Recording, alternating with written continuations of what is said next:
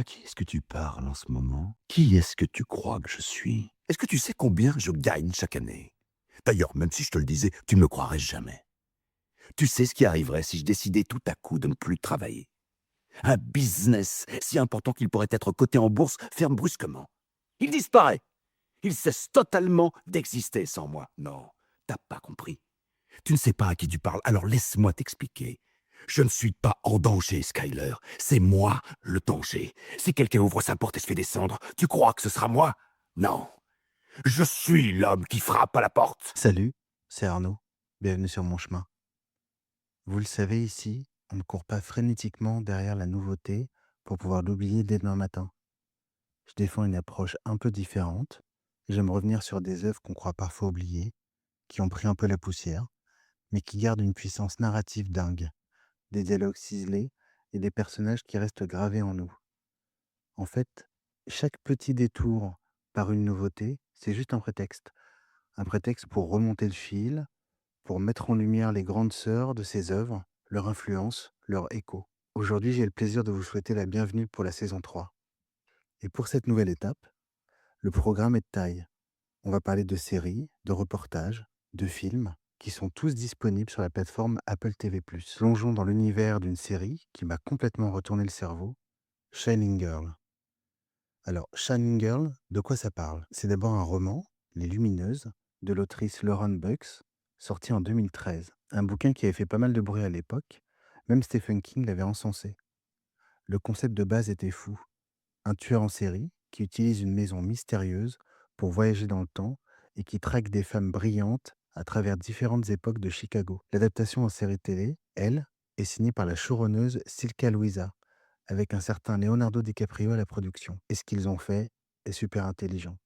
Dans le livre, on sautait d'une époque à l'autre, d'un point de vue du tueur et de ses victimes. Dans la série, c'est très différent. L'équipe a décidé de tout ancrer dans la tête d'une seule de ces femmes, une survivante. Le voyage dans le temps ici n'est pas juste un gadget de scénario pour faire cool, c'est carrément la métaphore du traumatisme. Et cela m'amène au pitch.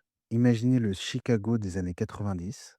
On suit Kirby, une archiviste qui a survécu à une agression terrible. Mais depuis ce drame, sa réalité se modifie sans prévenir. Son chat devient un chien, elle se réveille soudainement mariée et elle est la seule à percevoir ces changements. Quand un meurtre similaire à sa propre agression survient, Kirby comprend que son bourreau rôde toujours. Épaulée par Dan, un journaliste d'investigation aussi brillant que cabossé, elle entame une traque insensée, car l'homme qui la pourchasse semble assassiner des femmes à travers différentes décennies sans jamais vieillir d'un jour. Pour porter une histoire aussi dense, il fallait un casting en béton armé. Elisabeth Moss joue Kirby, reine incontestée de la télévision dramatique moderne.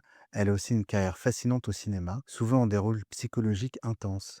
À la télé, on la connaît pour À la Maison Blanche, Mad Men, Top of the Lake, La Servante écarlate, et au cinéma dans Une vie volée, The Square, Us, Invisible Man. Jamie Bale, il a explosé enfant au cinéma, mais a su construire une vraie carrière d'adulte en alternant blockbuster et films d'auteur. La télévision est plus rare pour lui, ce qui rend son rôle de Shining Girls d'autant plus intéressant. À la télévision, on a pu le voir dans Turn, Washington Spice, Shining Girl, et au cinéma dans Billy Elliot, bien sûr, King Kong, Mémoire de nos pères, Jumper, Snowpiercer. Et enfin, Wagner Maura.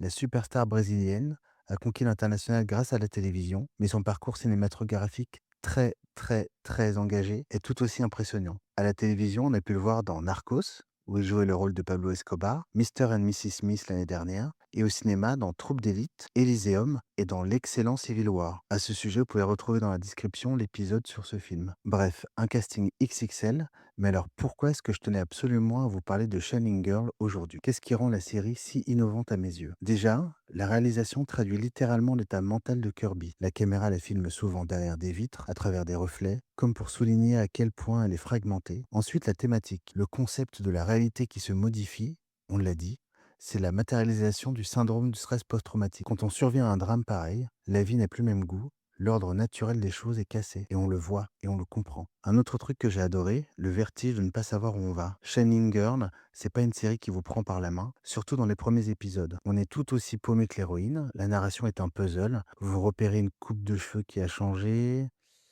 peut-être qu'un objet n'est pas à la bonne place, la musique à la radio semble être peut-être la même. On ne sait jamais si on regarde un flashback des années 40 ou une hallucination des années 90. C'est exigeant, Oui, mais ça crée un suspense redoutable. On devient nous-mêmes des enquêteurs. Et pour finir, le jeu d'acteur. Je pourrais vous en parler des heures. Elisabeth Moss, elle ne joue pas l'hystérie. Elle joue la paranoïa froide. C'est dans ses micro-expressions. Ce regard de quelqu'un qui vérifie en permanence que les murs n'ont pas changé de place ou de couleur. Quant à Jimmy Bell, en face, il casse le cliché du tueur en série qui hurle ou qui est un génie du mal. Son personnage est banal, et c'est ça qui le rend le plus terrifiant. Voilà, si vous cherchez un thriller qui va vous hanter longtemps, qui vous respecte en tant que spectateur et qui renouvelle complètement le genre du serial killer, je vous conseille de foncer sur Apple TV+ pour lancer Channing Girls. Merci d'avoir été là pour ce nouvel épisode. N'oubliez pas de vous abonner, de partager autour de vous et d'inviter vos amis à découvrir Sur Mon Chemin. Vous pouvez marquer votre soutien en ajoutant 6 étoiles à ce podcast. À bientôt sur Mon Chemin. Je vous embrasse. Voilà. Nous avons reçu la traduction. Je vais donc vous répéter les paroles que le cosmonaute Alexei Leonov, le premier homme à poser le pied sur la Lune, a prononcé il y a tout juste quelques instants. Je fais ce premier pas pour mon pays, pour mon peuple et pour le mode de vie marxiste-léniniste.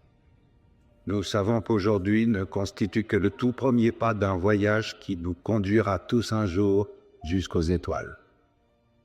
Je ne sais pas vraiment quoi dire. Peut-être qu'il n'y a pas de mots.